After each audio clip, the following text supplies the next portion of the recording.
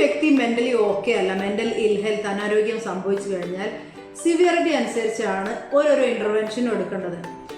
സൈക്യാട്രിസ്റ്റിൻ്റെ അടുത്ത് നിന്ന് മെഡിസിൻ എടുത്ത് തെറാപ്പി എടുക്കുക എന്നുള്ളതാണ് ഏറ്റവും സിവിയർ ആയിട്ടുള്ള മെൻ്റൽ ഹെൽത്ത് കണ്ടീഷൻ ഉണ്ടായിക്കഴിഞ്ഞാൽ ചെയ്യേണ്ടത്. സ്വന്തം ഉറക്കത്തിന്, സ്വന്തം ഭക്ഷണത്തിന്, സ്വന്തം ദൈനംദിന ആക്ടിവിറ്റീസിന്, ആളുകളായിട്ടുള്ള ഇടപെടലിനെ, ജോലി ചെയ്യലിനെ, ഇതിനെയൊക്കെ ബാധിക്കുന്ന ഒരവസ്ഥ എത്തിക്കഴിഞ്ഞാൽ സൈക്യാട്രിസ്റ്റിൻ്റെ അടുത്ത് എത്തി മെഡിസിൻ എടുക്കുക, ഹോസ്പിറ്റലിൽ അഡ്മിറ്റ് ആവുക, അതിൻ്റെ കൂടെ തെറാപ്പി എടുക്കുക എന്നുള്ളത് ചെയ്താലേ മെൻ്റൽ ഇൽ ഹെൽത്ത് കുറയുള്ളൂ.